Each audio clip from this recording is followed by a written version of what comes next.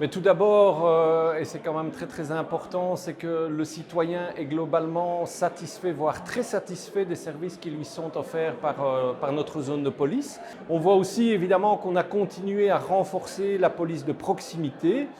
C'est ainsi qu'on a poursuivi l'initiative du Prevention Truck, hein, le camion de la prévention comme on l'appelle, qui a visité les différents quartiers de nos 3 communes durant toute l'année et qui a permis de rencontrer 2700 habitants tout au long de l'année pour leur donner des conseils en matière de prévention.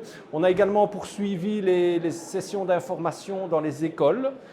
Nous avons 42 policiers donc, qui ont d'autres missions que celle-là, mais qui vont régulièrement donner des sessions d'info dans les écoles. Pour la première fois depuis la création de notre zone de police en 2002, le nombre de plaintes est le plus bas que nous ayons jamais connu. Nous avons eu 124 plaintes sur l'année 2022, donc c'est vraiment le nombre le plus bas depuis 2002. Ça aussi, évidemment, on peut s'en réjouir, même si, évidemment, on souhaite toujours continuer à faire diminuer ce nombre de plaintes.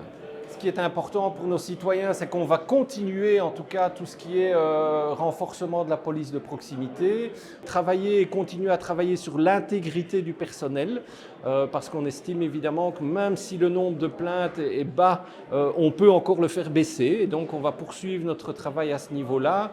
Et alors on va aussi travailler sur la modernité et l'efficacité. On veut que les policiers de la zone de police Montgomery soient là au bon endroit, au bon moment pour les bons problèmes.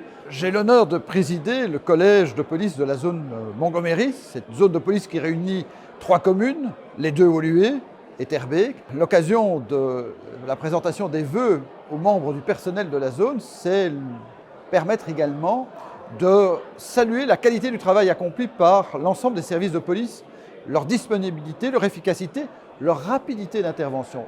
D'ailleurs, une récente enquête de satisfaction auprès de nos habitants a révélé que plus de 70%, près de 75% des habitants disaient leur très vive satisfaction quant à la qualité des services assumés par la zone de police Montgomery. Bien entendu, il faut toujours améliorer, renforcer, donner des capacités supplémentaires, techniques, matérielles. On sait que la lutte contre certaines formes de délinquance ou de criminalité passe notamment par des techniques de pointe. Et à cet égard, je dois dire que les zones de police de Bruxelles ont suppléé les carences de la police fédérale parce que cette police fédérale a malheureusement subi depuis plusieurs années et plus particulièrement sous le gouvernement de Charles Michel des coupes budgétaires qui ont affaibli les capacités humaines de la police fédérale avec les conséquences que l'on voit notamment à Anvers. Aujourd'hui, on ne le sait pas, mais c'est les polices zonales bruxelloises qui renforcent la police judiciaire fédérale parce que malheureusement, les effectifs de la police judiciaire fédérale ne sont pas suffisants pour faire face à la montée de la grande criminalité, de la criminalité organisée, du crime organisé.